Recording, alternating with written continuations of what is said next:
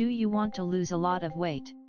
Well, I'm about to show you 5 proven effective tips to burn off a lot of fat. Step 1. Drink more water. Yes, drink more water. This sounds really simple, but you would be surprised with the amount of people who miss out this important step in their fat loss journey. Water is 100% calorie-free, helps you burn more calories and can even suppress your appetite if consumed before meals. Replace sweetened drinks with water. Instead of drinking soda, alcoholic beverages, smoothies, or other high-calorie drinks, grab a glass or bottle of water. Swapping in a zero-calorie beverage for high-calorie alternatives can spare you hundreds of calories per day, further aiding in weight loss. Finally, drink at least 8-ounce glasses of water a day, which equals about 2 liters or half a gallon. Step 2. Cut back on sugars and starches. The consuming of too much sugars and starches has a lot to do with the excess amount of weight people are putting on. Sugars and starches are the foods that stimulate secretion of insulin the most. If you didn't know already, insulin is the main fat storage hormone in the body.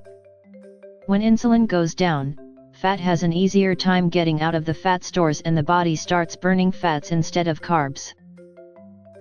Another benefit of lowering insulin is that your kidneys shed excess sodium and water out of your body, which reduces bloat and unnecessary water weight. Overall, removing sugars and starches from your diet will lower your insulin levels, kill your appetite and make you lose weight without hunger. Step 3. You have to be in a caloric deficit. To be in a caloric deficit is the key that makes weight loss possible. It forces the body to use fat stores for energy, causing weight loss. A caloric deficit is a state in which you burn more calories than you consume. For example, if you burn 2,500 calories per day but only eat 2,000, you have created a deficit of 500 calories per day.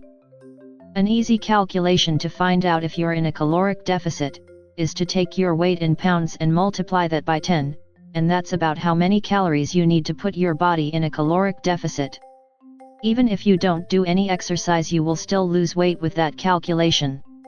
There are a few ways to create a caloric deficit: eat less, move more, or combining both approaches. Though it's possible to lose weight with diet or exercise alone, the fastest, healthiest and longest lasting results only happen when you combine a moderate restriction in calorie intake with more exercise.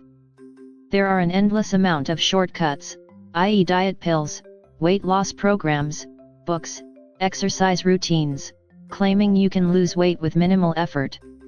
There are no shortcuts. Creating a calorie deficit, through moderate calorie restriction and increase in physical activity, is the only way to lose weight. Any plan that does not require sacrifice is unrealistic and leads to failure. Step 4. High-intensity interval training, 3 times per week.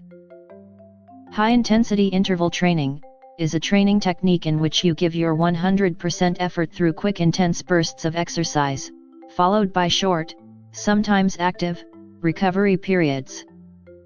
By incorporating intense periods of work with short recovery segments, interval training helps you give maximum intensity while still maintaining your exercise form. The magic of high-intensity interval training, or HIIT, for short, is that it keeps your body burning fat, even after you've finished your workout. High-intensity interval workouts are quick and convenient, most are 30 minutes or less. They can be done anywhere, at home, in a hotel room, in a park, at a gym, etc. No equipments are necessary. No dumbbells, no problem. HIIT workouts generally use only your body weight, since the focus is on getting your heart rate up and keeping it there. These workouts result in optimal muscle building, and muscle retention couples with fat loss and increased calorie burn. A 1996 study from Baylor College of Medicine, Houston, Texas, reported that subjects who followed a HIIT workout on a stationary cycle burned significantly more calories during the 24 hours following the workout than those who cycled at a moderate steady-state intensity. Now the final step, which is crucial if you want to get rid of a lot of fat. And this is to get a good night's rest. Yes, sleeping is very important. Lack of sleep can be very disastrous regarding your fitness, health, and well-being. Between living your life, working, and exercising, you're forgetting to sleep enough. Or maybe, more importantly, you don't realize that sleep is the key to being rewarded for your diet and fitness efforts. According to the Centers for Disease Control and Prevention, more than 35% of people are sleep deprived. And when you consider that the statistic for obesity is nearly identical, it's easy to connect the dots and discover that the connection is not a coincidence. The connection between sleep and weight gain is hard to ignore.